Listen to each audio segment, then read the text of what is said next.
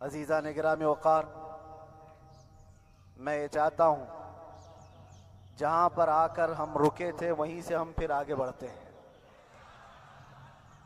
हम रुके थे कहाँ आकर, कुछ देर की खामोशी है,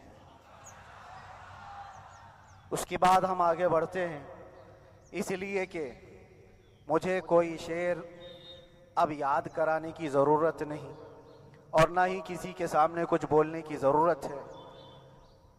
हालात तो ऐसे थे कि जो नॉन मुस्लिम थे वो भी हमें जेल में देखकर यही कहते थे कि आप ही ने कहा ये फलां बात। हमने कहा अल्लाह तबारक व तआला ने तुमको भी याद करा दिया। मेरे अजीजों, सतीजा कार रहा है अजल से ता इमरोज, शरारे बू लहबी से चरागे मुस्तफ़ा भी। ये आजकल के मामलात नहीं, इब्तिदा से हक और बातिल के मारके होते रहे। लेकिन एक बात मैं आप सबको बताना चाहता हूं, मुजफ्फर को मुक़य्यद ना समझ ए सय्याद। सैयदना मुजफ्फर हुसैन कछोचवी रहमतुल्लाह तआला अलैह जेल गए थे, कैद में थे, तब उन्होंने ये शेर कहा था कि मुजफ्फर को मुक़य्यद ना समझ ए सय्याद, मेरी ये असीरी भी सुन्नत आबाई है।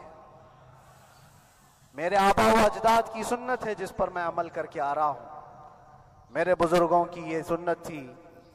बहरहाल जिनको जिस रास्ते से मुझे गुजारना था, लोगों के दिलों में ये ठंडक थी शायद कि जुबान बंद करके चंद दिनों के लिए कैद कर दिया जाए, मगर मेरा अकीदा ये था कि अल्लाह तबारक व तआला जब तक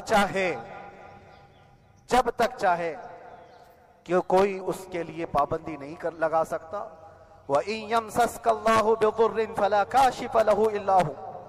रब तआला फरमाता है अगर अल्लाह ताला तुम्हें कोई मुसीबत दे तो उसके अलावा कोई टाल नहीं सकता। व इन यमसस्कल्लाहु बिखैरिन फला राद्द लिफज़लिही। और अल्लाह किसी को भलाई दे दे तो फिर उसको रोक भी कोई नहीं सकता। मौला तबारक व तआला अगर किसी को कोई मकाम अता कर दे तो हजारों कीड़ों के फड़फड़ाने से वो मकाम खत्म भी नहीं हो सकता।